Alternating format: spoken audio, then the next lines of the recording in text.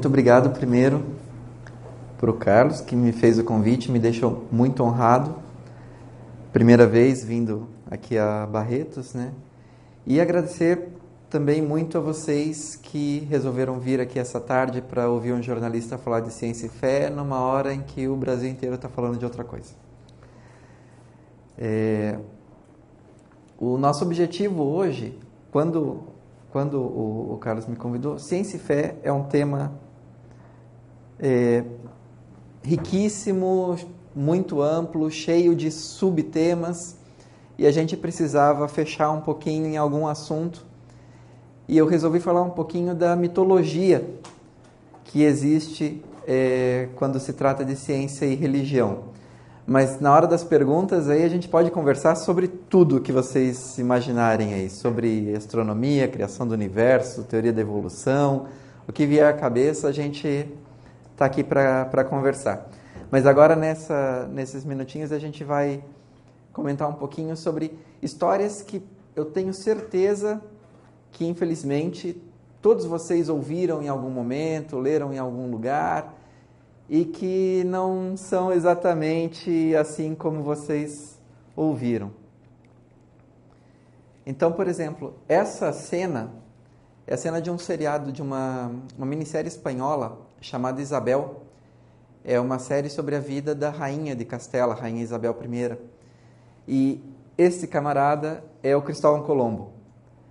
Então, eu tenho quase certeza, temo que vocês em algum momento tenham ouvido a história do navegador genovês intrépido que teve a sensacional ideia de chegar até as Índias, navegando na direção oposta a que os navegantes portugueses faziam, contornando a África. Ele chegou à conclusão de que se ele navegasse na direção do oeste, ele ia esbarrar finalmente nas Índias, né? Ia chegar ao Japão. Estava certa, né, a ideia dele. Mas ele encontrou uma grande resistência da coroa espanhola e dos assistentes da rainha, dos sábios da escola de Salamanca. Por quê? Porque os cristãos medievais achavam que a Terra era plana. Tenho quase certeza de que vocês já ouviram isso em algum momento, né? Essa história da Terra plana é um mito que vem rodando a internet, roda livros já por séculos. Mas dá para a gente traçar um pouquinho a história de como surgiu esse mito da Terra plana. A verdade é que ninguém na Idade Média duvidava de que a Terra fosse esférica. Eu trouxe aqui para vocês um exemplo. Esse é um mapa do planeta, né, que está num livro escrito por essa senhorita que tem um foguinho em cima da cabeça dela. Ela é Santa Hildegarda de Bingen. Viveu na Alemanha no século XII. E assim como ela, vários outros autores cristãos medievais, em seus escritos, davam como certo que a Terra era esférica. Os gregos tinham calculado a circunferência da Terra com bastante precisão, ainda antes de Cristo. Os árabes depois confirmaram essa conta dos gregos, também chegaram a um número muito perto do número real. Qual que era o problema então com Colombo? Por que a coroa espanhola hesitou um pouco em financiar a viagem do Colombo? Por dois motivos. O primeiro era financeiro.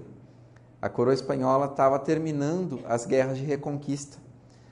No ano em que Colombo descobriu a América, foi o ano em que os espanhóis conquistaram Granada, que era o último território da Península Ibérica que ainda estava sob domínio muçulmano. Os muçulmanos tinham chegado à Península Ibérica no século VI, século VII, se estabeleceram ali e os espanhóis e portugueses passaram séculos tentando expulsar os muçulmanos dali, terminaram esse processo em 1492 e guerra custa caro. Então, esse era um problema. A coroa não tinha como financiar guerra e uma expedição marítima ao mesmo tempo. Além disso, É verdade que os sábios da escola de Salamanca questionaram a ideia do Colombo, mas não porque eles achassem que a Terra fosse plana e Colombo dizia que a Terra era redonda. É que a conta do Colombo sobre a circunferência da Terra não batia com a conta que os gregos e os árabes tinham feito antes e que os sábios da escola de Salamanca davam como certo. Colombo achava que a Terra era um pouco menor do que é na realidade. Então, para os conselheiros da Rainha Isabel, eles julgaram que a viagem do Colombo era inviável, porque Colombo estava achando que com determinada quantidade de mantimentos e navios, ele chegaria ao Japão num determinado período de tempo. E os espanhóis estavam dizendo, não, ele vai, os mantimentos não vão dar para a viagem. Vai todo mundo morrer em alto mar. A sorte do Colombo é que tinha a América no meio. Se não tivesse, se fosse realmente como Colombo achava que seria, que ele ia navegar ao oeste e chegar até o Japão, sem interrupção, a expedição dele teria sido um fracasso. Mas aí o que acontece? No século XIX, um escritor norte-americano chamado Washington Irving se mudou para a Europa, morou um pouquinho na Inglaterra. Na Inglaterra ele era visto como uma figura um pouco incomum, assim, que era um norte-americano que falava e escrevia bem inglês. E depois ele foi para a Espanha. Ele escreveu alguns livros sobre história da Espanha, incluindo essa biografia do Cristóvão Colombo. E o Washington Irving, a gente pode dizer que era uma espécie de Dan Brown do século XIX, assim, que pega algumas verdades, mistura com umas historinhas. Na verdade, eu acho que o Dan Brown é um Washington Irving piorado. Como a história de uma divergência entre o Colombo e os espanhóis, por causa da circunferência da Terra, não vendia muito bem, o Washington Irving resolveu dar uma embelezada na história e surgiu, então, esse mito de que os cristãos medievais achavam que a Terra era plana e, por isso, julgavam que a viagem do Colombo seria um fracasso. Essa ideia ela não foi inventada pelo Washington Irving. Antes dele, algumas pessoas já tinham levantado essa lebre, inclusive Thomas Jefferson, um dos pais fundadores dos Estados Unidos, no século XVIII, já tinha escrito coisas parecidas. Mas o Washington Irving, com a biografia dele do Colombo, foi o responsável por popularizar essa ideia da Terra plana entre os cristãos medievais. Só que ele não tirou isso do nada. Ele não simplesmente inventou. Opa, acho que deu um probleminha aqui. É verdade que na Idade Média havia cristãos que defendiam que a Terra era plana. Um deles se chamava Lactâncio, ele era uma espécie de assessor do imperador Constantino, ainda lá no século IV depois de Cristo. E o outro é o Cosme Indicopleustes, é um nome que não está aparecendo aqui. Ele é o autor de uma obra chamada Topografia Cristã, escrita no século VI. Essa ilustração é um trecho de um mapa do mundo, digamos assim, na visão do Cosme Indicopleustes. O que o Washington Irving fez? Ele pegou esses dois pensadores que eram bem marginais, digamos assim, dentro do cristianismo. Eles já tinham sido desacreditados, as teorias deles sobre o formato da Terra já tinham sido desacreditadas na própria época deles. O Irving pega esses dois sujeitos e transforma as ideias deles no consenso medieval da época. Assim ele consegue defender o mito, perpetuar o mito de que toda a cristandade medieval achava que a Terra era plana. E eu trouxe a imagem da Santa Hildegarda, mas na verdade vocês podem olhar várias imagens, por exemplo, estátuas medievais da Virgem Maria com o menino Jesus no colo e ele está segurando uma bolinha ali. Não é porque ela é a padroeira dos jogadores de bocha, é porque todo mundo sabia que a Terra era esférica. O que aconteceu então foi isso. Se pegar, a falácia de você pegar um ou dois pensadores e transformar as ideias deles na ideia geral do mundo naquela época. O Washington Irving escreveu o livro dele em 1828, a biografia do Cristóvão Colombo. E aí algumas pessoas bem importantes gostaram dessa ideia, desse choque entre o pensamento religioso medieval atrasando o progresso. Porque era isso, era a ideia do cristão medieval, defensor da terra plana, impedindo ali as navegações e tudo que veio com elas, né? Uma dessas pessoas foi o químico John Draper, fundador da New York University School of Medicine. Ele escreveu um livro chamado A História do Conflito entre a Religião e a Ciência. Esse livro é de 1874. 2 décadas depois dele, veio o historiador Andrew Dickson White, fundador da Universidade de Cornell, que é uma universidade importante nos Estados Unidos. Então, vocês vejam, não são 2 Zé Manés qualquer, né? São gente influente, importante, no meio acadêmico, inclusive. O White escreveu uma história da guerra da ciência com a teologia na cristandade, 22 anos depois do Draper. Esses 2 livros, e aqui vai minha pequena homenagem à cidade de onde eu vim, esses 2 livros, eles são a fonte de praticamente toda a mitologia sobre ciência e religião que a gente vê hoje. Eu acho que não tem nenhuma historinha das que eu vou contar aqui e de outras que circulam por aí que não tenha aparecido nos livros desses 2, do Andrew White e do John Draper. Mas aí as pessoas vão... Então a gente vai aqui desmontar a ideia de que ciência e religião estão em conflito. Mas aí vocês vão me perguntar, mas espera lá. Existem antagonismos entre alguns religiosos e a ciência. Existe, por exemplo, o pessoal que nega a teoria da evolução, que diz que a Bíblia, que nega a teoria da evolução usando a Bíblia como argumento. Existem as entidades religiosas que, em questões de bioética, vão lá e se colocam contra certas práticas de pesquisa. Eu não estou negando isso. Agora, qual que é a tese do Draper White? É que o conflito é o padrão, que ciência e religião não se misturam. O que eu digo é que esses casos, por exemplo, dos criacionistas ou desses embates em torno de temas de bioética, eles não são um padrão, eles são a exceção. Eu não trouxe os slides aqui, devia ter feito. Mas um dos primeiros pensadores a imaginar, a trabalhar em cima da relação entre ciência e fé, é um inglês chamado Ian Barbour, falecido há alguns anos.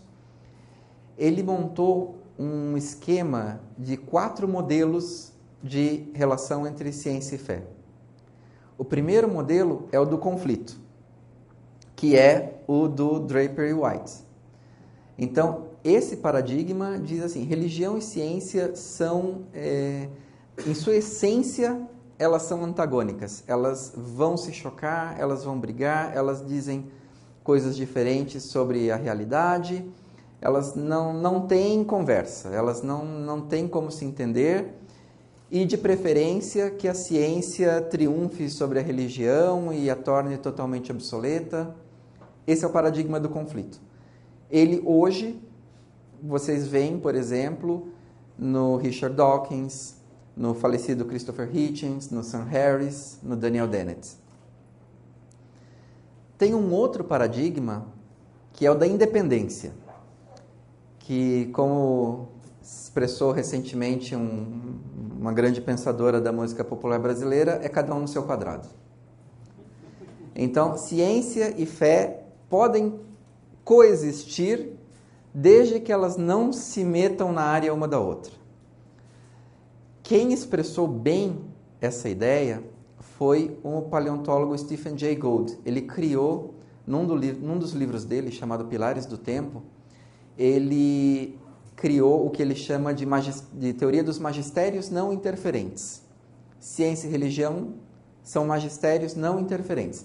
A ciência explica o como acontecem as coisas, as leis da natureza e tudo mais. A religião vai explicar os porquês. Então, o porquê no sentido filosófico da coisa, no sentido ético. A religião vai proporcionar para vocês um guia de como levar uma vida decente, uma vida boa, uma vida virtuosa, e vai dar sentido à vida, a questão do sofrimento e tudo mais, mas as explicações sobre a natureza tal ficam para a ciência e a religião não se intromete nisso. Então, paradigma da independência. Depois vem o paradigma do diálogo. Aí a coisa já começa a ficar legal. Que ciência e religião, elas podem conversar, elas têm contribuições a dar uma para a outra. Então, por exemplo, eu gosto muito da expressão que eu li pela primeira vez num texto do cardeal Christoph Schönborn, mas ele pegou essa ideia de outras pessoas. A religião, a ciência, ela purifica a religião da superstição. Então, o viking medieval que achava que o trovão era por causa de um deus lá que fazia algumas coisas nas nuvens e de repente surgiu o trovão, a ciência vem e purifica a religião disso. A ciência vai dizer, não, o trovão, o relâmpago acontecem por outras razões, tem uma descarga elétrica, tal. A religião, ela vai ajudar a ciência com a reflexão ética. Então, o cientista, ele pode sofrer a tentação de achar que só porque uma coisa é tecnicamente possível, ela é moralmente aceitável.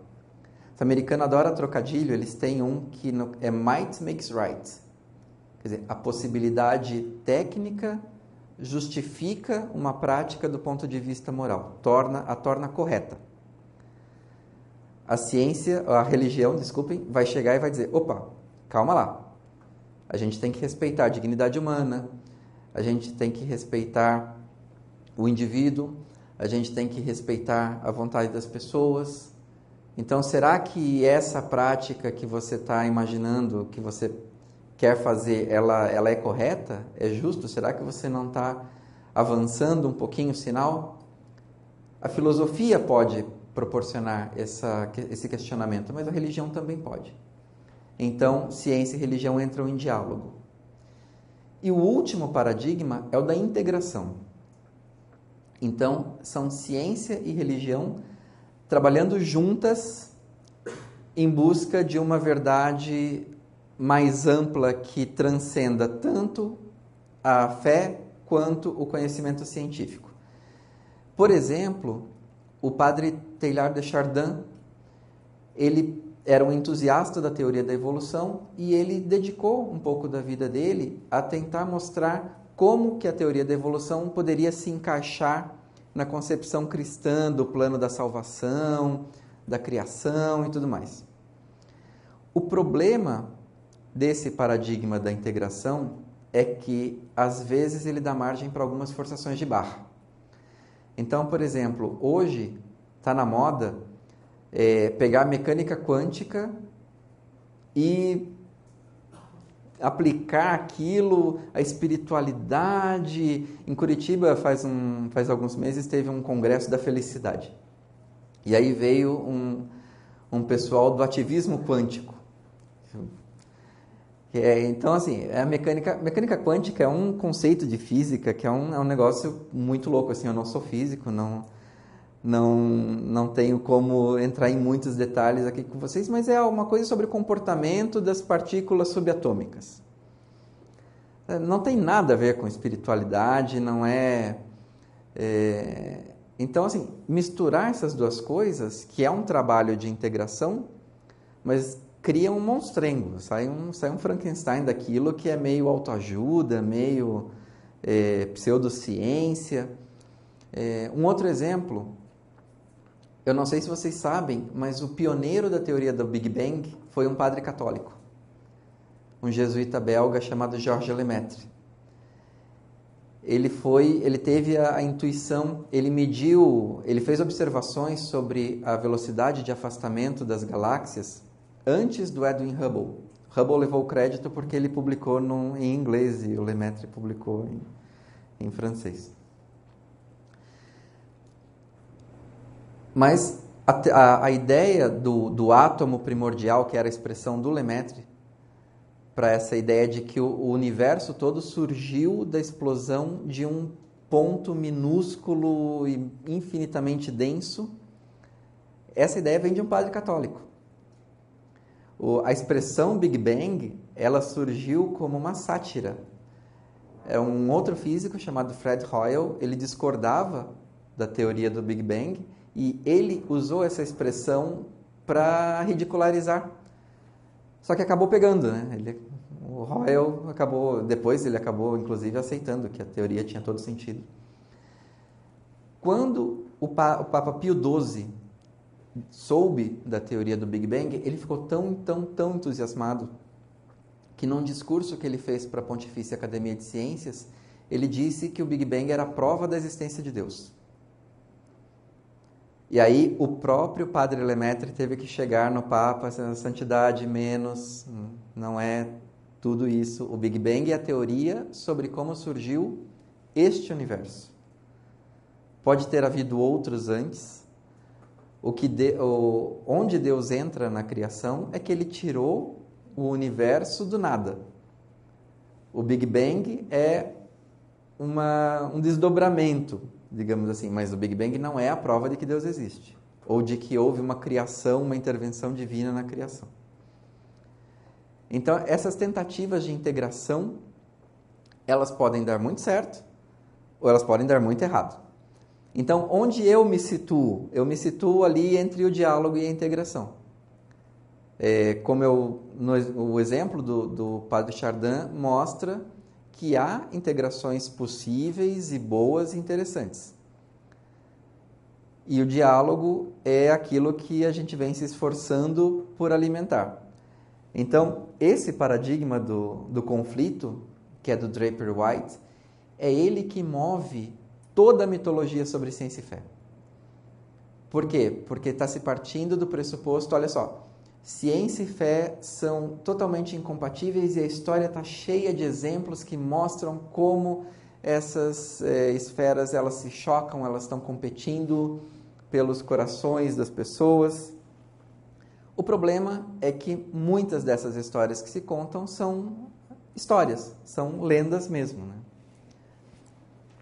Só que quem inventou as lendas não foram Draper e White. Já havia lendas sobre ciência e fé muitos séculos antes deles. Esse Papa na estátua é o Papa Silvestre II. Ele foi Papa do ano 999 até o ano 1003, depois de Cristo.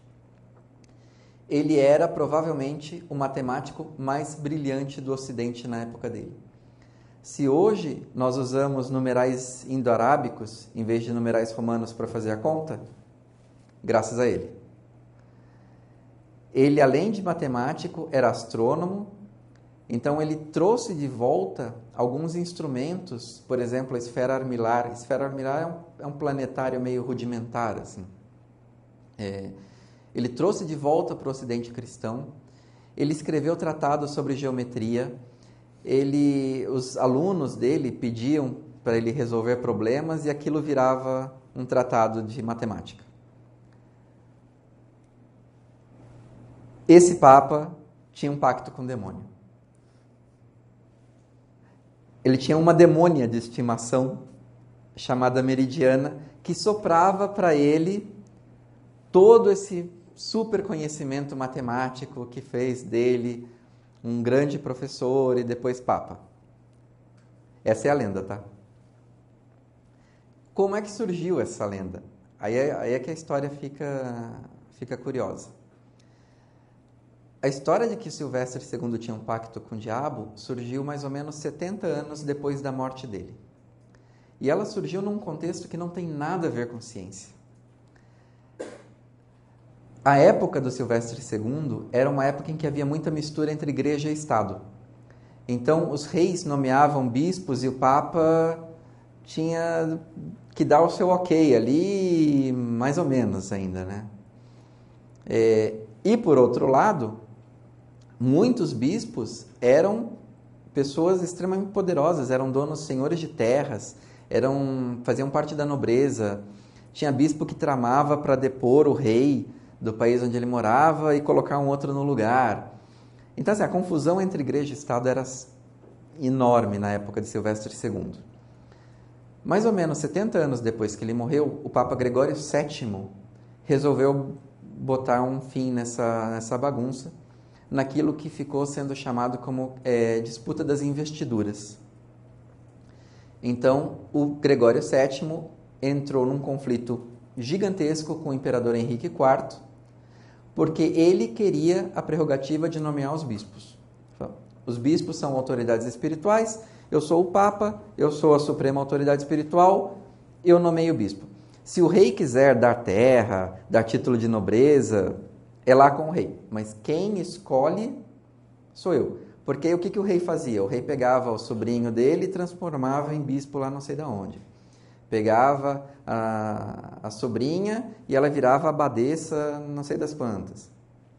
O Papa Gregório VII quis botar um fim nisso. Só que o Henrique IV tinha aliados dentro da igreja.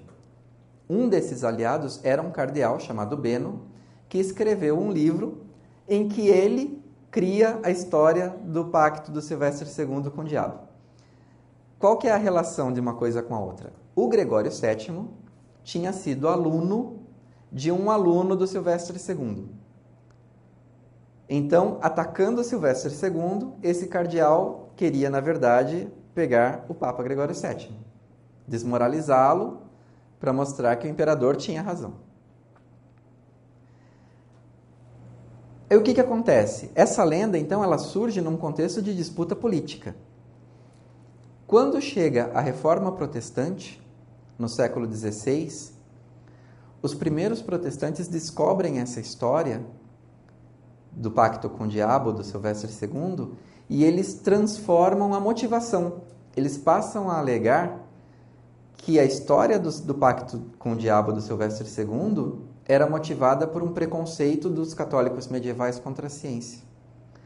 Era parte da estratégia de propaganda, digamos assim, dos primeiros protestantes, tentar desmoralizar a Igreja Católica no que fosse possível.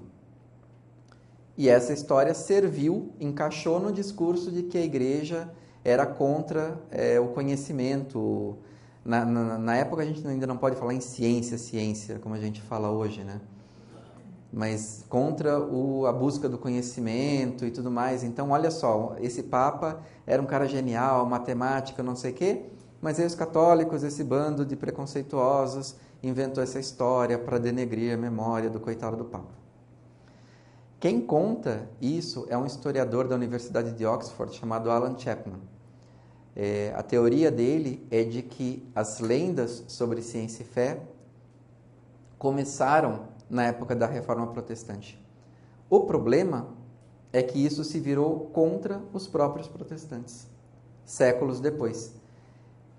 Na próxima lenda que eu vou trazer para vocês, e a partir daqui eu peguei algumas coisas especificamente sobre história da medicina, para a gente ver um pouquinho como é que é essa dinâmica da lenda. Esse é o James Simpson, é um escocês que foi o popularizador, eu não sei se foi o criador, aí o pessoal da medicina me ajude, né? Mas da anestesia.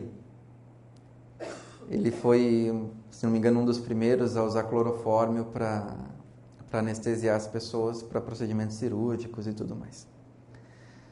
Qual é a lenda? A lenda diz que os presbiterianos e os anglicanos, Simpson era escocês e a Escócia era majoritariamente presbiteriana. A lenda diz que os anglicanos e os presbiterianos se opuseram veementemente ao uso da anestesia no parto. Mas por quê, né? Porque o livro do Gênesis, quando descreve a expulsão de Adão e Eva do Jardim do Éden após o pecado original, Deus amaldiçoa o homem e a mulher e especificamente para Eva ele diz que ela vai dar à luz com dores. Então qual que é o raciocínio? A mulher tem que sofrer para dar à luz porque Deus mandou. E a anestesia tira isso aí. Então a anestesia ela vai contra a vontade de Deus. Então nas igrejas da Inglaterra e da Escócia, os pastores lá pregando, anestesia, não pode, não pode, não pode. Essa é a lenda. Os historiadores da ciência têm descoberto que, na verdade, houve alguma oposição à anestesia com essa justificativa. Mas era também, de novo, era uma coisa pontual. Lembra a história do Lactâncio e do Cosme de Copleustes, né? Eram dois caras no meio de uma cristandade toda que pensava diferente. E aí vem o Washington Irving e transforma os dois no consenso. A lenda sobre anestesia faz a mesma coisa. Houve pastores que criticaram a anestesia por causa disso? Sim, houve. Só que eles eram minoria e o próprio Simpson já tinha escrito, ele já tinha antecipado essa crítica e tinha escrito um tratado defendendo a anestesia com base religiosa. E esse tratado tinha sido muito bem aceito na Inglaterra. O que os historiadores vêm confirmando é que, na verdade, a oposição à anestesia veio muito mais de outros médicos do que de religiosos. Por quê? Porque eles julgavam que a anestesia, a mulher anestesiada, ela não conseguiria fazer a força necessária para expulsar o bebê. Essa objeção durou muito mais tempo do que a objeção bíblica à anestesia. Ela só foi destruída de vez quando a rainha Vitória deu à luz um filho, tendo sido anestesiada com clorofórmio. Aí a poeira baixou, digamos assim.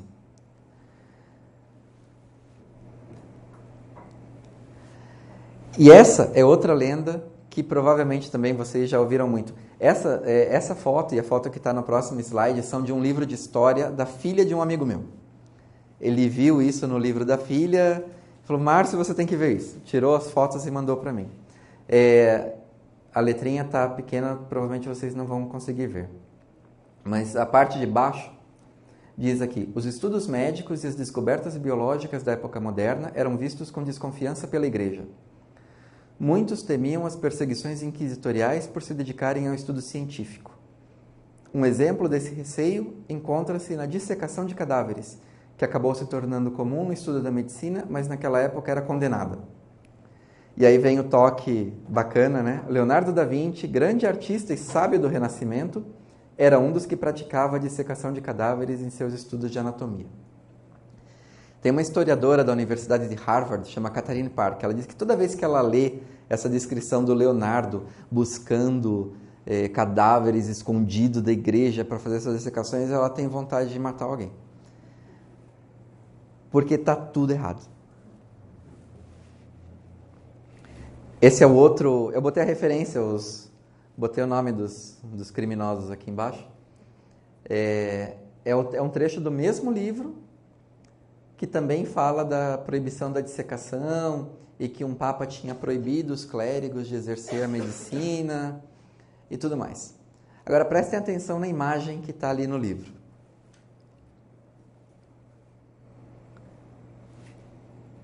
É essa imagem aqui. Ela é de 1363. Bem a época em que, diz a lenda, a igreja proibia completamente que as pessoas dissecassem cadáveres. Essa mesma historiadora de Harvard, ela fez uma pesquisa sobre o assunto. E ela descobriu que a objeção, a objeção à dissecação de cadáveres era muito mais social.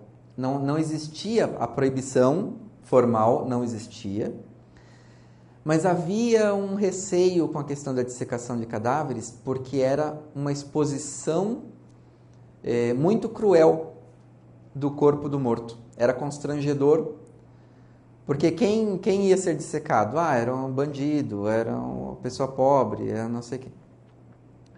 Era constrangedor para a família do morto ver o seu parente ali, nu, sendo aberto para uma plateia.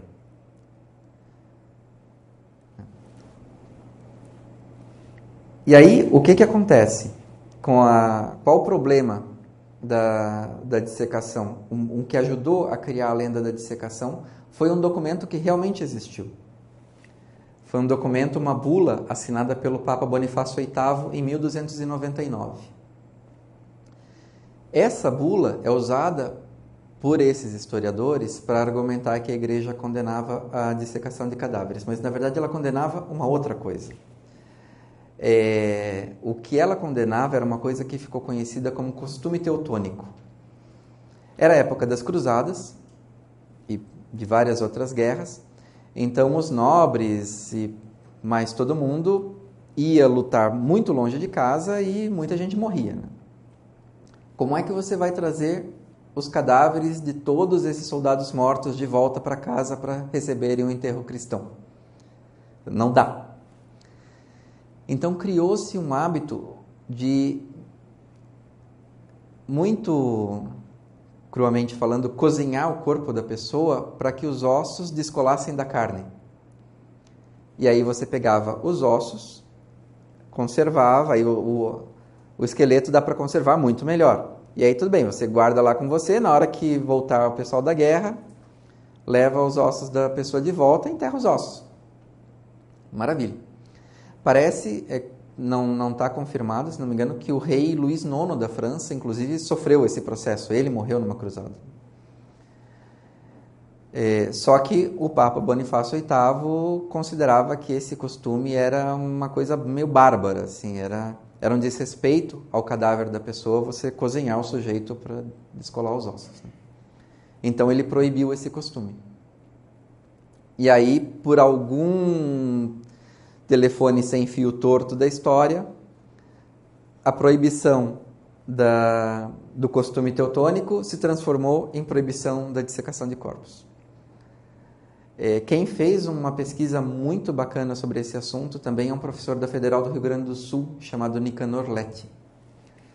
Ele escreveu um artigo explicando toda essa questão da dissecação e do costume teutônico. E depois nós temos a sensacional história do Papa que excomungou o Zé Gotinha. A fé e o remédio cura. Agora, não é aquela água benta que fica ali na entrada da igreja que todo mundo põe a mão, não, né? Porque aquela inclusive, que tem ultimamente... germes ali. Inclusive, em virtude da dengue, eu tirei da minha igreja, que eu tenho minha paróquia, Curitiba. Eu tirei para não dar tanto a questão da H1N1, quanto depois a questão da dengue na pia batismal. Então, a gente também... Já teve casos da dengue na pia batismal? Já teve casos, já teve casos. Como a preocupação, a igreja, ela é mãe, a igreja foi sanitarista e é sanitarista. Até certo ponto, porque Pio X, por exemplo, proibiu o Luís Pasteur de ceder vacina. Vacina era um anátema, era um perigo, certo, era um pecado. Tudo no seu tempo, né? Nós temos que entender o contexto. Eu acho difícil a gente tirar um caso do seu contexto e ser avaliado aqui. Sempre, hoje. Claro, a consciência do ser humano é diferente. Pio X proibiu Luís Pasteur de aplicar vacina, porque era um pecado, era um desafio contra Deus. Foi incrível, né? Você vê que o Padre Reginaldo até fica meio assim, né? E agora que eu falo, né? Mas é totalmente compreensível, é uma história que ele não tinha a menor obrigação de saber. Provavelmente eu, na situação dele, depois eu pesquisei, mas se eu não tivesse pesquisado, eu provavelmente ia ficar meio perplexo também. Né? Tem um problema nessa história. Esses são os dois personagens, certo? Louis Pasteur e o Papa Pio X. Pasteur morreu em 1895. Pio X foi eleito Papa em 1903. É impossível que Pio X tivesse proibido Louis Pasteur de aplicar a vacina. Então, vamos lá, vamos começar a pensar em hipóteses. Né? O que pode ter acontecido? O Pasteur pode ter sido proibido de aplicar a vacina por outro Papa, não Pio X. O Jô se enganou ali no Papa. A segunda possibilidade é que o Papa Pio X tenha feito uma proibição de aplicação de vacina, mas não foi em cima do Pasteur, que já estava morto. Terceira possibilidade. Um outro Papa, em algum outro momento, proibiu a aplicação de vacinação. E a quarta possibilidade é que seja tudo mentira. De fato, tem essa história do Papa que proibiu a vacinação, ela existe. Só que não foi o Pio X, foi com Leão XII. Leão XII foi Papa no começo do século XIX e era uma época em que a Igreja, o Vaticano, ainda tinha uma boa parte do território da Itália. Eram os antigos estados pontifícios. Eles desapareceram quando teve a unificação italiana, já em 1870, mais ou menos. Até lá, a Igreja era dona de todo aquele pedaço do meio da bota. Aquilo tudo pertencia à Igreja. O Papa, além de ser o soberano espiritual de toda a Igreja Católica, ainda era o soberano temporal daquela área. Então, ele era governante mesmo. Assim. E diz a lenda que Leão XII proibiu a vacinação contra a varíola nos estados pontifícios, alegando que aquilo era um desafio, porque a varíola, se a pessoa pegasse varíola, é vontade de Deus. Aí você vai lá, vacina a pessoa, você está colocando um empecilho à vontade de Deus e tal, e então ele proibiu a vacina.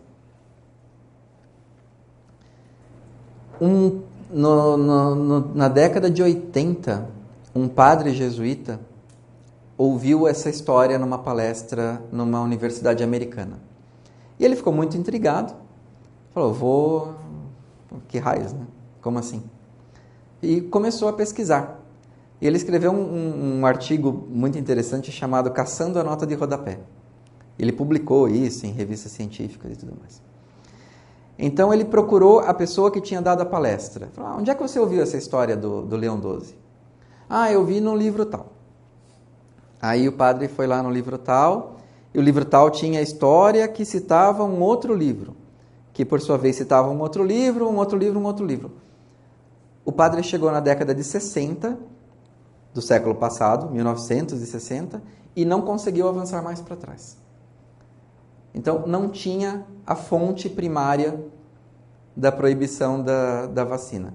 Pelo contrário, o que existia eram relatos de médicos europeus que viajavam pela Europa no século XIX, e alguns deles diziam que os estados pontifícios tinham algumas das melhores políticas de vacinação de toda a Europa.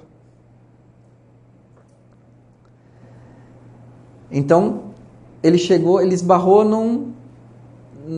chegou ali na década de 60, e esse dado vai ser bem importante, e não conseguiu mais retroceder.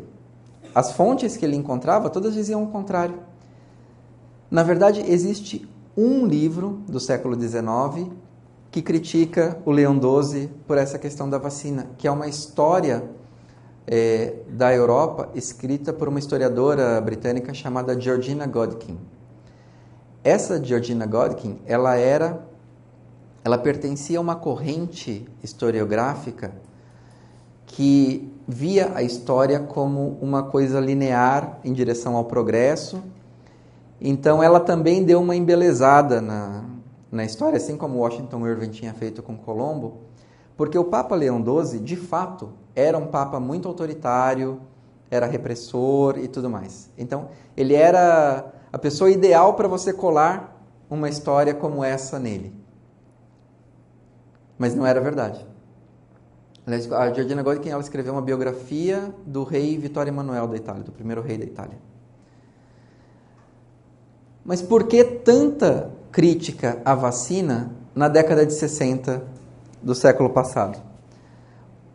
Esse padre McKeith, que fez a pesquisa de fontes da história da vacina, ele chegou à seguinte conclusão, de que o objetivo dos críticos não era exatamente o Papa Leão XII, era o Papa Paulo VI, que era o Papa reinante na época. O que Paulo VI, a década de 60, dentro da Igreja, além do Concílio Vaticano II, foi uma década de grande debate na questão da contracepção. Em 1968, o Papa Paulo VI publicou a encíclica Humanae Vitae, que dizia que os católicos não poderiam usar métodos de contracepção artificial. Eu não vou entrar no mérito da questão, cada um tem sua opinião sobre isso. Mas qual era o raciocínio? O raciocínio era o seguinte: os críticos da Humanae Vitae passaram a se apoiar na história da vacina para dizer, olha, a Igreja já errou no passado na questão da vacinação, de como ela então, o que impede que ela esteja errada agora na questão da contracepção? Então, é uma tática enviesada de você pegar uma lenda do passado para atacar uma política do presente. Presente para quem fazia a crítica naquela época, né? O problema é que toda a história envolvendo o Papa Leão XII era mentira. E aí, por fim, a gente chega assim, a mãe de todas... agora a gente sai da medicina e entra na astronomia para a gente chegar naquilo que eu chamo de mãe de todas as lendas, que é o caso do Galileu. O Galileu dava uma palestra toda só sobre a história dele, né? Então eu vou ter que resumir um pouquinho aqui para a gente ganhar tempo.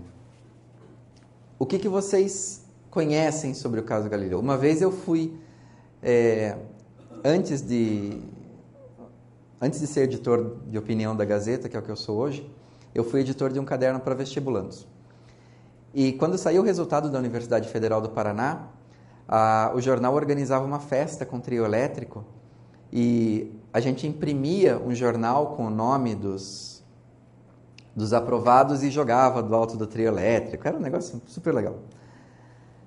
E aí, num desses dias, eu tinha que cobrir a festa, por causa da minha função de editor de caderno de vestibular, aí eu aproveitei para ir perguntando, escuta, no cursinho você ouviu coisas sobre o Galileu? O que você ouviu? A Maria não tinha ouvido nada e um me disse que o Galileu tinha sido perseguido pela Inquisição porque disse que a Terra era redonda. Então, assim, é o nível da desinformação. Então, pessoal, eu fiz uma pesquisa com seminaristas uma vez, seminaristas católicos. O que você sabe sobre o caso de Galileu? Eu sei que ele foi queimado pela Inquisição. Eu sei que ele foi torturado. E milhões de outras histórias, né? Porque a Igreja perseguiu o Galileu porque ele disse que a Terra girava em torno do Sol. E aí torturou, e matou, e não sei o quê, e tudo isso comungou, e tal. Na verdade, o caso Galileu, ou o processo Galileu, são dois. Tem o primeiro, que aconteceu em 1616. E aí uma coisa importante, 1616 são um pouco mais de 70 anos depois do Copérnico ter publicado o livro dele com a teoria de que o Sol que estava no centro do universo e a Terra girava em torno dele. E ele nunca teve problema nenhum com a Igreja. Mas nesse meio tempo aconteceu o Concílio de Trento. E no Concílio de Trento, motivado como uma reação à Reforma Protestante, e um dos princípios da Reforma Protestante era o de que qualquer pessoa tinha o direito de interpretar a Bíblia, a reação da Igreja Católica no Concílio de Trento foi dizer, não, só a Igreja tem o direito de dar interpretações da Bíblia. Aí o Galileu começa a fazer suas observações. Então, essa proibição estava valendo na época do Galileu. Leigos não podem interpretar a Bíblia, ou pelo menos não em desacordo com o que diz o Vaticano, o magistério da Igreja. E o Galileu expõe, ele era o astrônomo da corte da Toscana, dos duques da Toscana. Ele expõe a teoria dele, que na verdade não é dele, mas expõe a história de que a teoria heliocentrista, né, o Sol no centro e a Terra girando em torno, para Cristina de Lorena, que é a grã-duquesa da Toscana, que era a mãe do duque que mandava na região. E ela levanta uma objeção, mas Galileu, a Bíblia, tem trechos da Bíblia que dão a entender que é o contrário, que a Terra está parada e que é o Sol que está girando. Galileu guarda essa objeção e ele escreve depois uma carta longuíssima para a duquesa, explicando as questões, conciliando a teoria heliocentrista com as passagens da Bíblia. E na carta, assim como numa outra carta que ele escreveu para um outro amigo astrônomo, ele assume explicitamente, olha, eu estou fazendo aqui uma interpretação da Bíblia. Se vocês lembrarem da proibição do Concílio de Trento, já dá para imaginar, vai dar zebra. Como de fato deu. O Galileu foi denunciado, com base nas cartas, e ele foi denunciado porque ele tinha muitos desafetos, ele tinha um gênio miserável, ele encarava críticas ao trabalho dele como críticas pessoais, então ele arrumou muitos adversários, inclusive dentro do Vaticano. Então era gente que estava louca para pegar o Galileu na curva, e aí ele deu a oportunidade com as cartas que ele escreveu para Cristina de Lorena e para esse outro astrônomo chamado Piero Dini. Quem cuidou do caso Galileu foi o chefe da Inquisição na época, que era o cardeal Roberto Bellarmino. Depois foi canonizado, virou doutor da igreja, inclusive. O Bellarmino, ele se aproximou da questão até de uma forma bem honesta. Ele escreve numa carta para um outro astrônomo chamado Antônio Foscarini, ele escreve o seguinte: se houver uma prova irrefutável de que alguma coisa na natureza é de uma certa forma, e essa prova irrefutável, ela contradiz o que nós entendemos da Escritura, provavelmente é a nossa interpretação que está errada. A gente tem que rever a nossa interpretação da Bíblia, não tem que desconsiderar a prova empírica. Então, o que ele está dizendo? Bom, se o Galileu conseguir provar irrefutavelmente que é a Terra que gira em torno do Sol, e não o contrário, então provavelmente a gente tem que rever a maneira como nós entendemos aqueles trechos da Escritura que dão a entender que é o Sol que gira e a Terra está parada. O problema é que o Galileu não tinha essa prova. A prova que ele tinha, que era o movimento das marés, na verdade era uma prova errada. Não é o movimento da Terra em torno do Sol que causa as marés. O fato é que o Galileu acabou condenado em 1616, não por dizer que a Terra gira em torno do Sol, mas por ter feito uma interpretação da Bíblia desobedecendo as regras da igreja da época. Qual foi, então, a condenação? Você fique na sua, não defenda mais essa teoria, porque ela implica uma interpretação da Bíblia que você não pode fazer. Só nós podemos fazer. Então, beleza. Ele ficou na dele. Só que durante esse processo, houve cardeais que simpatizavam com Galileu. Um deles era o cardeal Mateus Barberini, que, passados alguns anos, virou o Papa Urbano VIII. E aí Galileu vê uma oportunidade. Ele chega para o Urbano VIII, que era amigo dele, tinha ficado do lado dele naquele processo de 1616, e pergunta: eu posso escrever um livro sobre as teorias heliocêntrica e geocêntrica? Aí o Papa Urbano diz: pode, com duas condições. Uma, que você não tome partido de nenhuma dessas teorias no livro. E a outra é que eu gostaria que você incluísse um argumento, que é um argumento. Aí o Papa Urbano VIII desenvolveu um argumento que diz, olha, Deus é todo-poderoso, Deus pode tudo. Ele pode, inclusive, ter disposto os corpos celestes de uma maneira que nós nunca sejamos capazes de compreender. Então, Galileu, beleza. E aí sai o diálogo, que é um livro em que dois personagens discutem, um defende o heliocentrismo, outro defende o geocentrismo, e tem um terceiro personagem, que é um personagem isento, digamos assim, que analisa o que os dois dizem. Acontece que no diálogo, Galileu não fez aquilo que o Papa tinha pedido. O diálogo é uma peça de propaganda do heliocentrismo. O personagem que defende o heliocentrismo, ele sai vencedor em todas as discussões. O personagem que defende o geocentrismo, que a Terra está parada e o Sol gira, ele se chama Simplício, o que já não ajuda muito.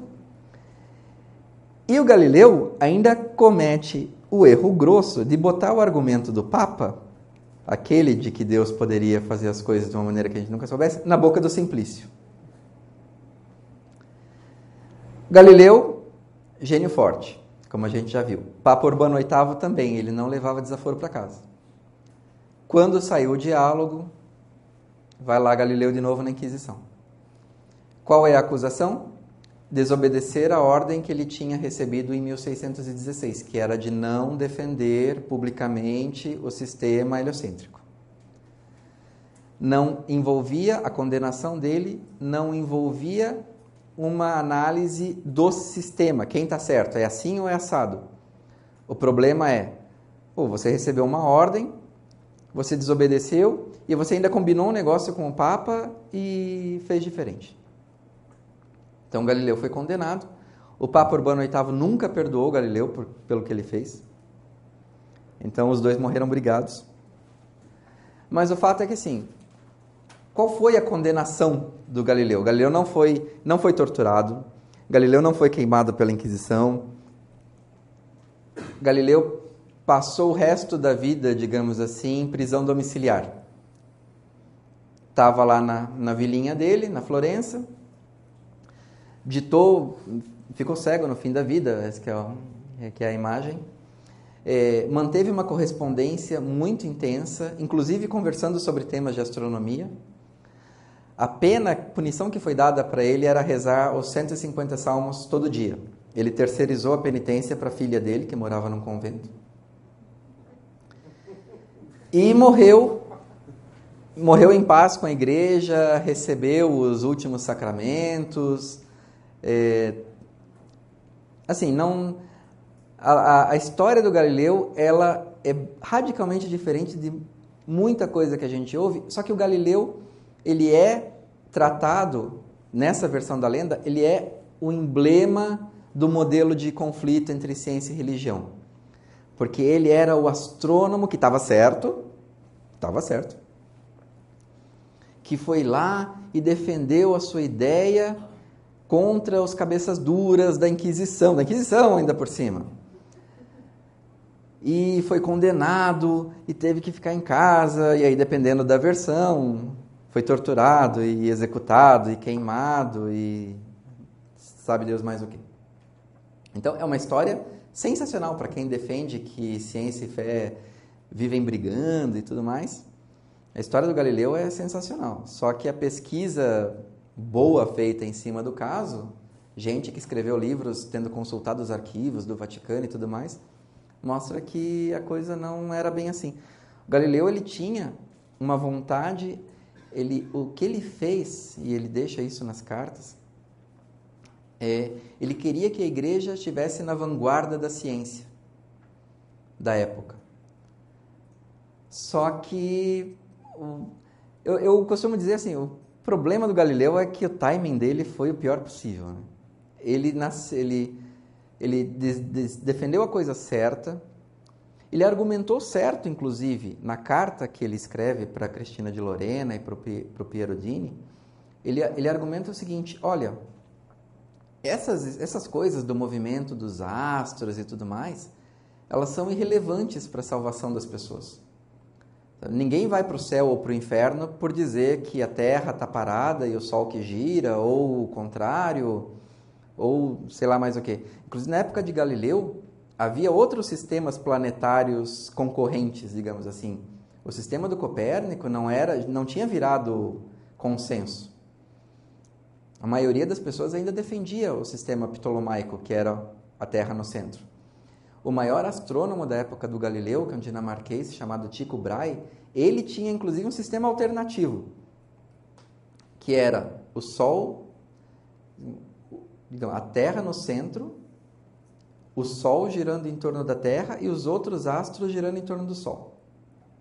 Ou o contrário, agora eu posso estar enganado, mas o fato é que assim, não tinha um único ponto central em torno do qual todo o resto girava. Havia vários pontos em torno dos quais os astros giravam. Então havia sistemas concorrentes. Galileu foi lá, defendeu um, e quando ele fala, o nome disso é princípio da irrelevância. O que você acredita sobre o movimento dos astros não dá nada para a salvação.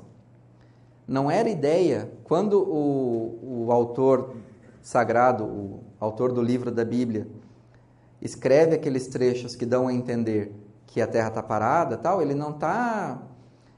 isso não tem o mesmo valor dos 10 mandamentos, não tem o mesmo valor das parábolas de Jesus. É um detalhe, é uma coisa irrelevante. Então, Galileu, por considerar que isso era irrelevante, ele se atreveu, entre aspas, a fazer uma interpretação diferente daquela que era corrente, desobedecendo o que a igreja tinha mandado, porque ele julgava: olha, eu não estou fazendo nada demais. A igreja a Inquisição pode ir atrás de alguém que faça uma interpretação diferente dos 10 mandamentos, porque, claro, isso é central para a salvação das pessoas, é o que você tem que fazer para ir para o céu e tal, mas, eu estou aqui escrevendo sobre os astros, tá? Isso é de menos, isso não deveria dar problema. Só que deu problema. Talvez numa outra época, por exemplo, na época de Santo Agostinho, que tinha uma mentalidade assim: olha, nem tudo na Bíblia é 100% literal, tem alegorias, tem trechos que a gente não pode entender exatamente. Por exemplo, nos relatos da criação, no primeiro relato da criação, o homem é criado por último, depois de todos os animais e tudo mais. No segundo relato da criação, ele é criado antes dos animais. Como é que você faz bater os dois? Estão na mesma Bíblia. Eles se contradizem. Na época de Santo Agostinho, ele ia dizer: não, mas provavelmente tem aqui um componente simbólico, uma alegoria, tal. Na época do Galileu, não, era pau, pedra, não tinha discussão. Então foi uma série de erros, assim, a começar pelo timing errado, pelo gênio forte que o Galileu tinha, que o Urbano VIII tinha,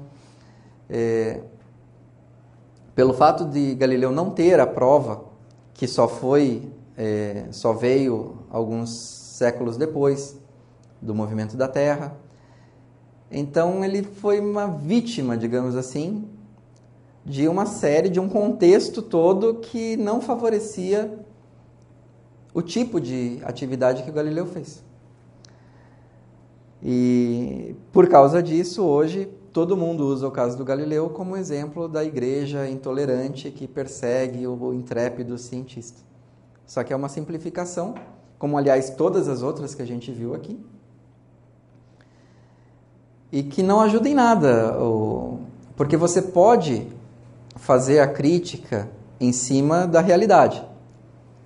O que você não pode é construir o paradigma todo em cima de lenda, de mentiras, de coisas que nunca aconteceram ou de coisas que não aconteceram exatamente daquele jeito. E aí usar isso para dizer, não, olha só como ciência e fé não tem conciliação possível. Então eu espero que tenha, que essa pequena listinha, coleçãozinha de lendas, e tem várias outras, eu posso recomendar a bibliografia, algumas outras estão no livro que eu ajudei a escrever também, que ajude a gente a perceber que desse ponto de vista histórico, assim, a igreja, a religião como um todo, ela tem muito mais, ela fica bem em muito mais ocasiões do que fica mal, né? Os monges medievais e os sábios árabes na Idade Média foram fundamentais para preservar o conhecimento da antiguidade greco-romana. Não tem questionamento quanto a isso. Os monges copistas lá, copiando livro atrás de livro. A Casa do Conhecimento em Bagdá, que era onde a nata da intelectualidade islâmica se reunia e trazia gente de outras regiões do mundo para dividir conhecimento. Tudo isso, a própria noção de ciência, a revolução científica, ela foi muito impulsionada por gente que era religiosa. E aí não é só a questão, um padre que fez um trabalho assim, ou, sei lá, o Mendel, que é o pai da genética lá, que mexia com as ervilhinhas, o padre Lemaitre e tal. É toda uma concepção. O livro da sabedoria da Bíblia diz que Deus fez o mundo com número, peso e medida. Então a ideia que está por trás disso é de que o universo, a natureza tem leis, ela tem regras, e que o ser humano ganhou de Deus a capacidade de descobrir essas regras, de correr atrás e descobrir essas regras. Isso impulsionou muita gente na Idade Média. O Papa Silvestre II, esse que tinha um pacto com o diabo, ele era profundamente inspirado por essa citação da Bíblia. Ele achava que a matemática era a maneira de compreender a cabeça de Deus, como Deus raciocinava. A matemática era a chave do negócio. Por isso ele era tão apaixonado por matemática. Isso impulsionou os cientistas medievais e do começo da Revolução Científica a pesquisar e a tentar descobrir como é que o mundo funcionava sem ter que recorrer a explicações mitológicas. Então, Deus manda e o terremoto acontece. Não tem...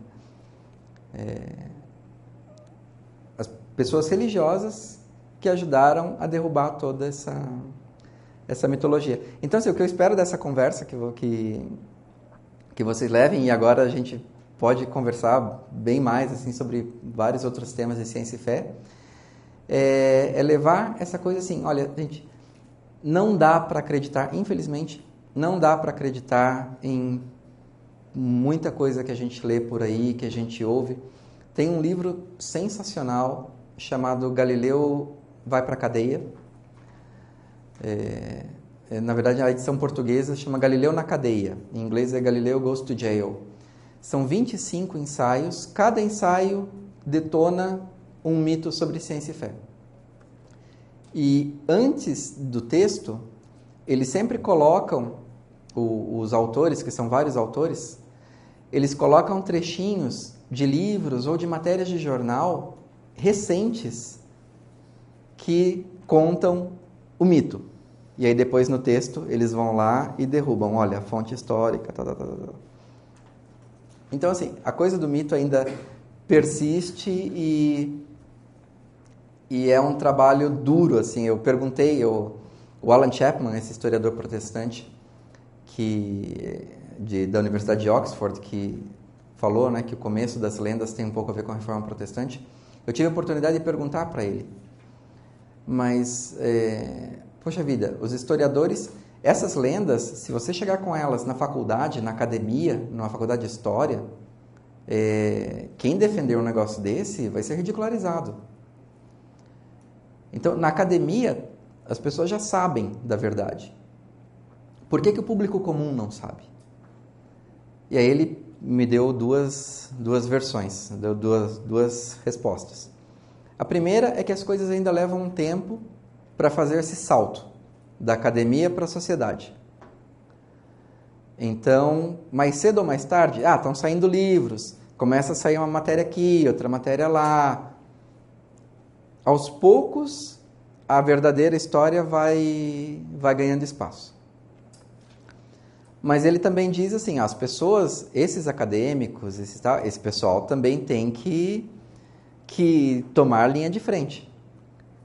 E aí nem todo acadêmico é confortável com a opinião pública, de lidar com a opinião pública, com meios de comunicação e tal. Tem gente que prefere, é do temperamento de cada um, ficar ali no seu meio, fazer sua pesquisa e tal, e às vezes considerar, às vezes é perder tempo, escrever um artigo para um jornal sobre aquele assunto. Eu ganho mais se eu escrever um artigo para revista científica, porque tem...